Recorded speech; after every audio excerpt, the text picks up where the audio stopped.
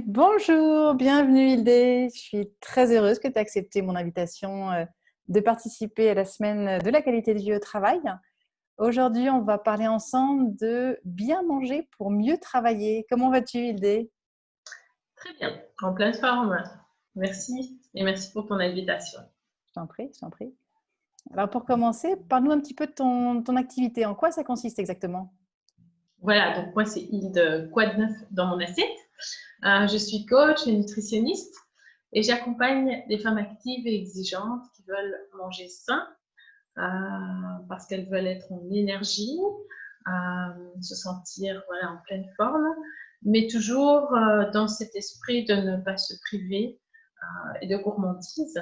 Et donc, je les aide vraiment à mettre en place et à ancrer des bonnes habitudes alimentaires, mais aussi d'hygiène de vie sur le long terme, parce que j'ai vraiment une approche à 360 degrés.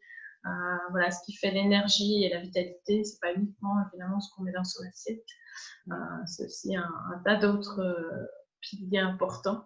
Voilà, et donc c'est quelque chose d'important pour moi. Et donc, étant épicurienne, c'est aussi important de prendre plaisir à manger des choses qu'on aime euh, Mm. pour se faire du bien, en tout cas, manger en conscience de ce qui est bon pour nous. Alors justement, là, tu parles de plaisir, ça je te rejoins tout à fait. Mais comment d'après toi, bien manger, ça peut permettre de mieux travailler en gardant ce plaisir-là que tu viens d'évoquer? Alors, ben, ce qui se passe, c'est que bien manger, c'est un peu un terme bateau. Alors, je dirais, voilà, c'est quoi finalement bien manger? C'est quoi manger sain? Mhm. Comme ce que j'enseigne aux clientes.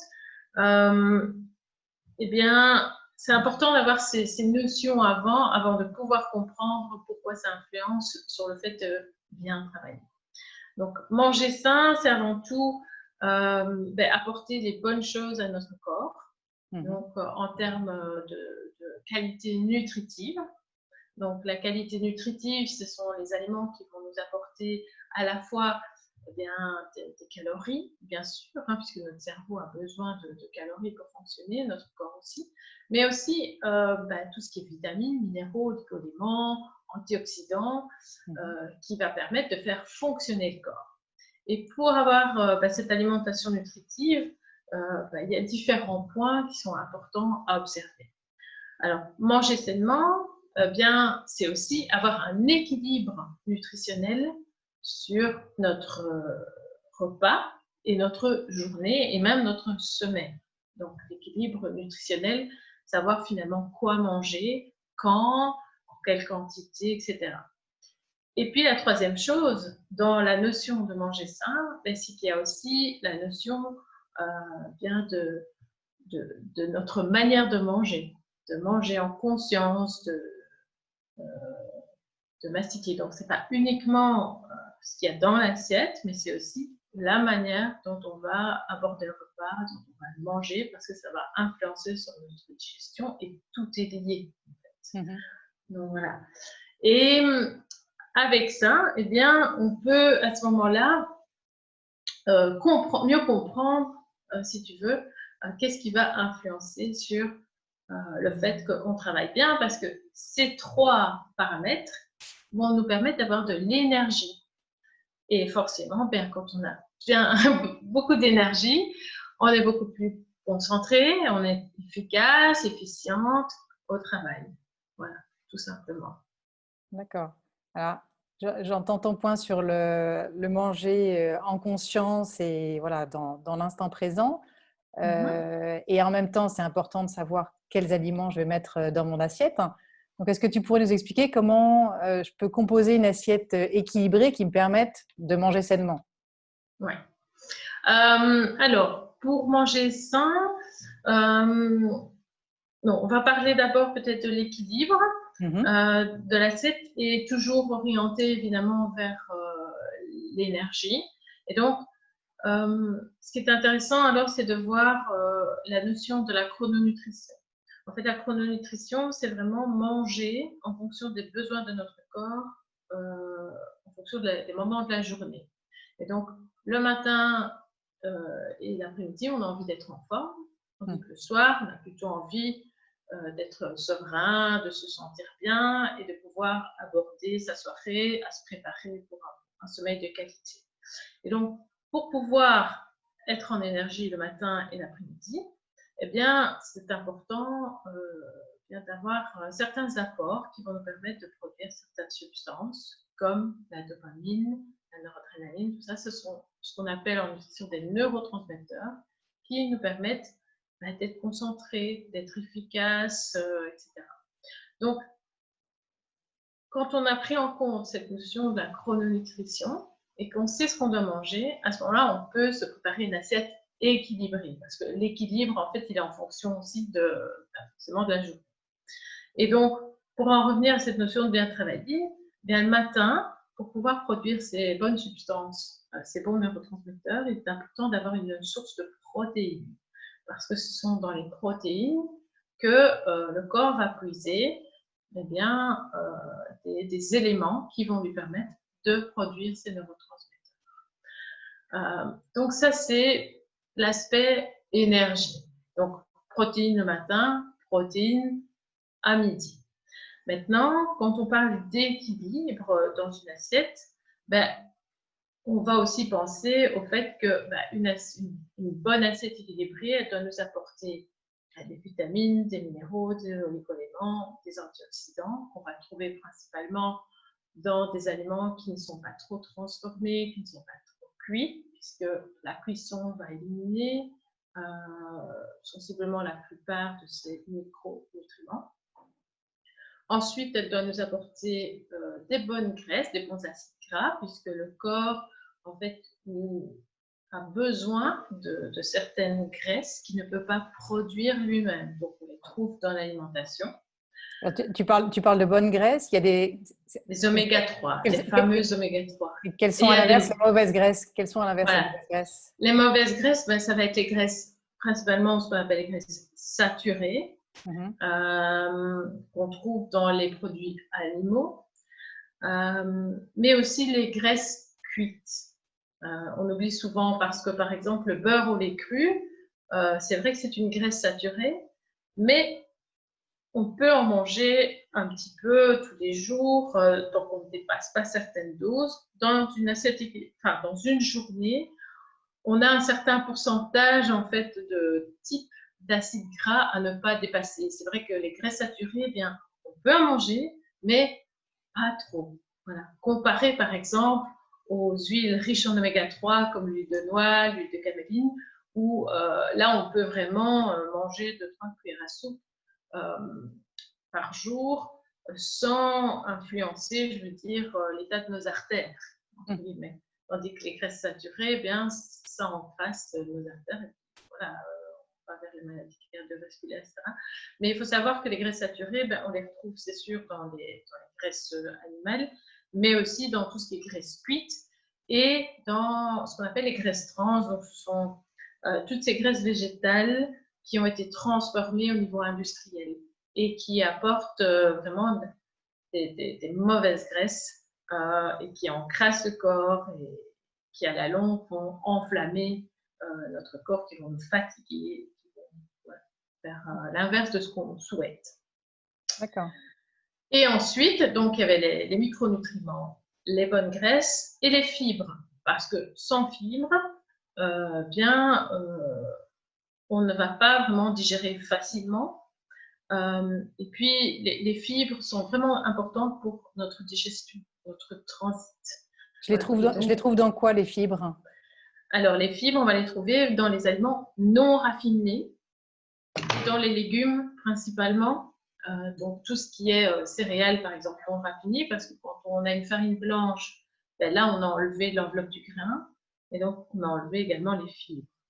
Donc, tout ce qui est céréales non raffinées, donc semi-complètes ou complètes, et puis les légumes, avec leur peau idéalement, donc les choisir d'agriculture biologique ou raisonnée, voilà, parce qu'il y a aussi beaucoup de légumes avec leur peau. Dans la peau, il y a les vitamines, les minéraux, les antioxydants, mais aussi pas mal de fibres pour certains légumes. Donc voilà, c'est important. Et donc, cet équilibre, on va dire, cet équilibre nutritionnel. Et alors concrètement, l'idée, c'est vraiment de privilégier les légumes. Donc, si on a une assiette euh, voilà, pour son lunch, on va mettre au moins la moitié, voire les 3/4 de son assiette remplie de légumes crus et cuits.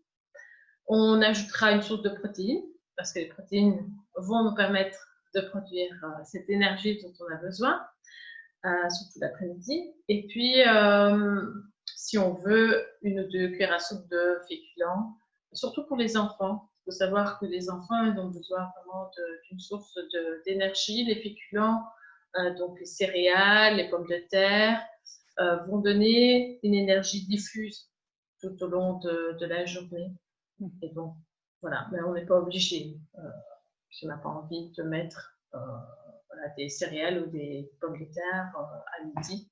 Et ça permet vraiment d'avoir une assiette, en tout cas, légère, mais en même temps facile à digérer et riche. Et pas oublier, bien sûr, les bonnes huiles à mettre sur ces légumes, son assiette, éventuellement des petites graines aussi, voilà, des graines de courge, des graines de sésame, toutes ces noix et ces graines apportent aussi des bons acides gras. Donc, c'est très important. Et une chose que je pense que j'ai envie voilà, de rajouter aussi, c'est que le petit déjeuner, bien souvent, on mange voilà, très sucré le matin et on oublie ces fameuses protéines, hein, les tartines de confiture, les tartines de choco. Oui. Ça ne va pas apporter d'énergie, ça va plutôt nous donner une énergie pendant 1 heure ou 2, mais après, on va avoir ce fameux pic d'hypoglycémie et on aura envie de manger du sucre. Voilà, tout l'intérêt de ces protéines. Est-ce que du coup, c'est ce qui se passe également l'après-midi pour un bon nombre de personnes, dont moi, le fameux coup de barre de début d'après-midi, tu sais, où pourtant tu as eu un vrai bon repas, ça te paraît équilibré, mais il y a quand même une grosse baisse de concentration en fonction de certains aliments. Il faut savoir quand même que la digestion nécessite de l'énergie. Donc, idéalement, après avoir mangé, c'est bien de faire une petite pause aussi pour pouvoir laisser le corps digérer tranquillement parce qu'il y a un afflux de sang au niveau du système digestif et donc le sang n'est plus en haut, il est plutôt en bas. Donc, on va vraiment digérer. Alors, plus le repas sera léger, équilibré, plus vite il sera aussi digéré. Et le fameux sandwich jambon-fromage, par exemple, c'est sûr que c'est le genre de repas qui va alourdir et qui ne va pas donner de l'énergie parce qu'il n'y a pas de légumes. Voilà, ce n'est pas les 2 tranches de tomates ou les 3 tranches de concombre qui vont apporter voilà, des éléments nutritifs, des vitamines, etc., qui donnent cette pêche aussi parce que c'est grâce. Il y a les protéines, mais il y a aussi l'énergie des légumes qui est importante. Voilà. Ça nous donne bonne conscience quand on a une petite feuille de salade dedans, mais en fait, c'est pas suffisant. Non, c'est pas ça. Ouais. Et puis, c'est vrai que pour le repas de midi, l'idée d'associer vraiment les légumes avec les protéines, ne pas manger trop de pain ou pas du tout, ça va permettre vraiment d'alléger la digestion, de digérer beaucoup plus vite, d'avoir plus d'énergie. Voilà. Maintenant, ce n'est pas quelque chose qu'on doit faire à tous les repas. Hein. Par exemple, le soir, on mangera ses pommes de terre ou ses céréales, son quinoa, etc. avec un petit morceau de poisson, de viande et des légumes. Mais le midi, si on supprime cette source de féculents, ça permet de vraiment alléger le repas, pas en termes de calories, parce qu'on peut mettre vraiment de l'huile sur ces légumes, etc. Donc, le rendre vraiment consistant, mais beaucoup plus facile à digérer. Et on ne s'endort pas après sur son travail. À essayer d'urgence. Voilà. Et pour la gourmande que je suis, moi, j'aime beaucoup les desserts. Quand j'étais salariée à la Défense, en général, à la cantine, je ne ratais jamais le coin des desserts. Tu en penses quoi, justement, en termes d'énergie, en termes de concentration? Alors, le dessert, pour moi, c'est vraiment quelque chose qui ne doit pas faire partie du repas. Voilà. Par contre, si on a envie de se faire plaisir, je dirais que le meilleur moment pour le manger, c'est à 4 heures. Donc, vraiment la pause collation 4 heures. Donc, souvent, les gens se disent moi, je ne vais pas prendre de collation parce que c'est des calories en plus. Ben non, il vaut mieux finalement terminer son repas sur cette note salée, manger son dessert à 4 heures. Pourquoi? Ben, tout simplement parce que quand on le mange après le repas, il est en général directement stocké en graisse et en plus, il alourdit la digestion. Parce qu'en fait, il y a tout un processus. Le sucre est digéré principalement dans la bouche, mais aussi dans les intestins. Les protéines sont digérées dans l'estomac. Donc, en fait, il y a tout un processus qui fait que votre dessert, il va attendre que la viande ou la protéine ou le poisson soit digérée. Et ça alourdit fortement cette digestion. Par exemple, la glace va ralentir aussi le système digestif avec le froid. Puisque le corps digère vraiment à une température de 37 degrés, donc plus ou moins 37 degrés. Donc le froid ralentit la digestion. Donc le dessert vraiment à 4 heures, c'est vraiment le meilleur moment. C'est comme les fruits. Le fruit, même après le repas, c'est pas bon. Il vaut mieux manger son fruit à 4 heures en dehors du repas. Voilà. Ça permet vraiment bien de manger un fruit pour se donner bonne conscience après le repas. Il faut peut-être aussi se demander si vraiment on a encore faim après ce repas. Est-ce que c'est vraiment nécessaire? Et là, je reviens sur le premier, un des points que j'ai parlé au début, c'est je prends le temps de réfléchir, je mange en conscience, est-ce que j'ai vraiment besoin de cette orange, cette pomme, cette pêche après mon repas? Être à l'écoute de son corps. Et c'est vrai que quand on est dans un repas avec une autre personne en train de discuter, j'ai rempli mon plateau tout en discutant avec la personne qui est en face de moi, je vais avoir tendance quand même à manger ce que j'ai sur mon plateau et à perdre ce sens, cette conscience de mon besoin. Je pense que c'est peut-être ça aussi. Oui, tout à fait. Et alors, un point quand même essentiel par rapport à la concentration, c'est vrai qu'on a parlé d'alimentation, mais je pense que vraiment l'hydratation est aussi tout à fait importante. Et donc, je tenais quand même à vraiment faire ce petit aparté. Le cerveau, dès qu'il est déshydraté, ne fonctionne plus convenablement. Et donc, c'est super important de boire un grand verre d'eau le matin en se levant, un grand verre d'eau à 10 heures, un grand verre d'eau avant d'aller manger. Peut-être pas trop boire en mangeant parce que ça dilue nos enzymes et donc ça nous ralentit la digestion. Donc éviter de trop boire en mangeant, mais entre les repas, vraiment prendre de l'eau. Et sachez qu'il n'y a que l'eau qui hydrate. Donc tout ce qui est boisson, des sodas, le café, etc., ça ne nous hydrate pas. Donc vraiment l'eau pure, c'est important, qu'elle soit pétillante ou plate, mais le café, les tisanes vont avoir, si on en boit trop, vont avoir tendance à nous déminéraliser, nous faire aller aux toilettes. Les jus de fruits contiennent aussi du sucre, parfois des fibres, mais l'eau, c'est l'eau qui hydrate et dès que votre cerveau est rien déshydraté, il ne fonctionne plus à son plein potentiel. Ok. Et d'ailleurs, pour les enfants, c'est important avant leur devoir, par exemple, de leur donner un grand verre d'eau pour les rendre plus efficaces. Et c'est pareil pour l'écran. Ok. Alors, je crois qu'aujourd'hui, tu n'es pas venu les mains vides. Parle-nous des 2 recettes que tu vas nous partager aujourd'hui. Eh bien, pour faire une petite transition, justement, avec le petit déjeuner sucré, c'est vrai que j'ai remarqué auprès de mes clients que souvent, voilà, c'est le petit déjeuner qui pose problème dans un premier temps. Et passer des tartines de confiture à l'œuf sur le plat, c'est pas toujours évident. Et donc, j'ai une recette de riz au lait complet. Donc, ce sont des céréales complètes, puisque dans les céréales complètes, il y a une barre de protéines, avec des noix, parce que dans les noix, il y a aussi une part de protéines, et des fruits. Et donc ça permet finalement d'être bien calé, d'avoir une source de protéines et de pouvoir tenir en tout cas jusqu'à midi sans avoir ce fameux pic d'hypoglycémie. Donc ça, c'est un petit déjeuner que je propose et qui est sympa. On peut même mettre du quinoa aussi à la place ou faire un riz quinoa. Et donc le petit déjeuner qui permet vraiment de tenir jusque midi. C'est un petit déjeuner d'énergie. Et en même temps, on peut s'en servir comme collation pour les enfants. Donc, voilà, c'est ce que j'ai mangé ce matin et franchement, voilà, je n'ai absolument pas faim. Je suis bien calée. Et puis, je vais vous partager également une recette de taboulé aux légumes d'été. Et en fait, la particularité, c'est que c'est aux pois chiches germés. Alors, c'est vrai que la plupart des gens vont acheter des boîtes de pois chiches. Voilà.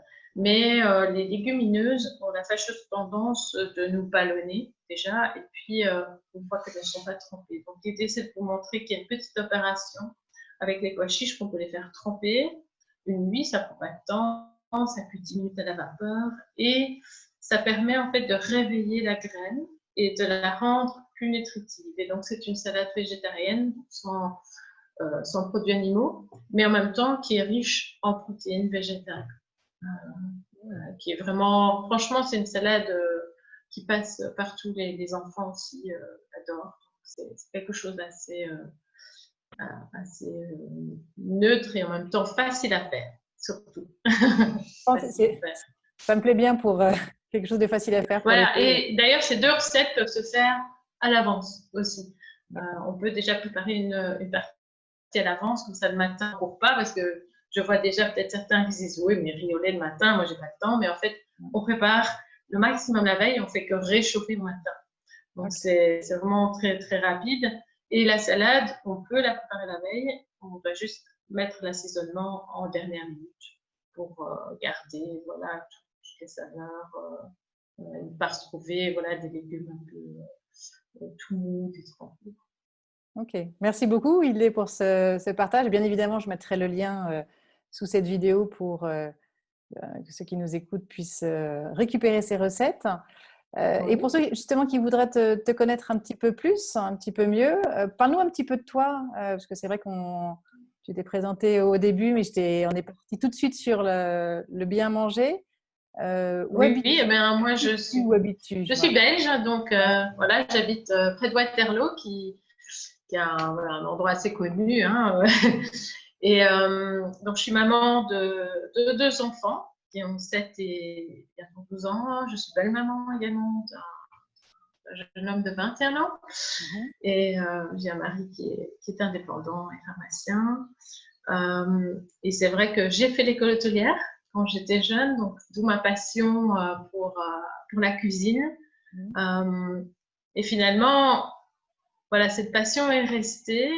Et suite à un événement tout à fait personnel de santé où il y a une dizaine d'années, j'ai dû changer mon alimentation pour pouvoir me guérir de sinusite chronique, de problèmes digestifs. Eh bien, j'ai finalement transformé mes compétences culinaires. Voilà, j'ai suivi des cours de cuisine plus saine, hypotoxique, voilà, avec Paul Grégoire notamment, qui est assez connu ici en Belgique. Et que j'ai découvert voilà, une autre manière finalement de cuisiner, mais tout en gardant cet aspect gustatif qui est important pour moi, l'aspect plaisir, que je ne pourrais pas abandonner. Voilà, ça me semblait pas du tout possible de me dire je dois manger sain et en même temps pas me faire plaisir à table. Non, c'était pas possible pour moi. Et donc l'idée, ça a été vraiment de se dire ok, toutes mes recettes que j'avais déjà apprises avant, ou que je faisais, que j'avais apprises de mes parents, ben, je les ai transformées, je les ai adaptées pour qu'elles soient plus saines. Et j'ai modifié mon alimentation sur un an. Et depuis lors, ben, c'est sûr que j'ai vraiment senti une grosse différence. Voilà, moi, je n'ai plus de sinusite. Voilà, c'est pas que je ne suis plus jamais malade, hein, mais en tout cas, j'ai mon immunité qui s'est nettement améliorée et je suis beaucoup plus résistante. Et en ayant eu des enfants en bas âge qui vous ramènent aussi beaucoup de microbes, je dois dire que je passe assez facilement à travers. Donc, mais bon, voilà, il n'y a pas de nouveau, il n'y a pas que l'alimentation. Donc, parce qu'en plus de ça, ben voilà, j'ai vraiment axé ma vie sur le développement personnel, sur le fait de prendre soin de soi dans toutes les sphères de la vie. Je pense que c'est ça aussi qui fait la santé.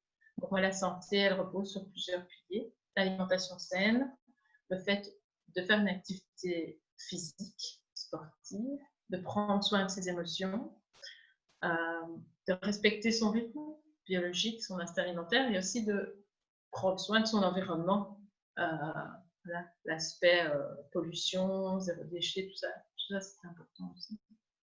Je te rejoins tout à fait sur cet équilibre et la vision d'une personne dans sa globalité. C'est tout à fait une approche à laquelle je souscris. Ouais. Voilà. Et d'ailleurs, si vous souhaitez démarrer un mode de vie sain et une alimentation saine, donc j'ai créé un e-book avec 5 actions à mettre en place de manière très progressive, donc pas à pas, pour découvrir l'alimentation saine et aussi le fait de manger sainement, donc l'aspect manger en conscience également très important. On découvre un peu que finalement c'est pas si compliqué que ça. Ok, je mettrai le lien également sous la vidéo pour que chacun puisse le récupérer facilement. Est-ce qu'il y a pour conclure peut-être une citation qui te fait vibrer particulièrement et que tu aimes C'est la citation que j'emploie dans tous mes accompagnements. C'est la citation de Lao Tzu qui dit « Chaque pas est une victoire ». Et pour moi, changer ses habitudes alimentaires, quand on en a pris conscience et qu'on a vraiment envie de passer à l'action, c'est se dire je fais un pas et je suis déjà, j'ai déjà fait quelque chose, je regarde en arrière et c'est déjà quelque chose de magnifique et puis j'enclenche une nouvelle action et ainsi de suite. C'est cette notion de petits pas aussi qui est important pour moi parce que quand on veut tout changer du jour au lendemain, ça ne fonctionne pas. Et donc, vraiment se laisser le temps de mettre les choses en place, d'expérimenter et de voir les effets, d'être conscient de ces avancements, c'est important. Ok, super. Est-ce qu'il y a une dernière chose ou un dernier message que tu auras envie de nous partager aujourd'hui? Aujourd'hui, on est vraiment dans une phase de transition, justement avec tout ce qui s'est passé ces derniers temps. Et je dirais que se faire confiance dans sa capacité à changer, ne pas baisser les bras, voilà, et se faire confiance. Et surtout, prendre un temps d'introspection et voilà, manger déjà, si je pouvais donner une première action à faire, je dirais que c'est déjà posez-vous en mangeant et ne faites que manger. Parce que j'ai travaillé en entreprise avant d'être indépendante et le nombre de collègues que je voyais manger devant leur écran d'ordinateur, en train de faire 3 choses à la place, en même temps, autre que manger. Et ça, vraiment, c'est quelque chose pour moi qui est vraiment le plus important. C'est déjà de manger en conscience. On peut manger avec ses collègues, mais papoter, mais ne pas travailler. Parce que tout ce que vous allez manger de cette manière-là, ça ne va pas faire profiter votre corps, en tout cas. Ok, un beau message de fin. Merci beaucoup, Hilde. Merci pour cet échange. Avec plaisir. Je rappelle que je mettrai tous les liens sous cette vidéo. Merci d'avoir participé à cette semaine sur la qualité de vie au travail. Et pour vous qui nous écoutez, écoutez, je vous dis à très bientôt et prenez soin de vous. Au revoir. Au revoir.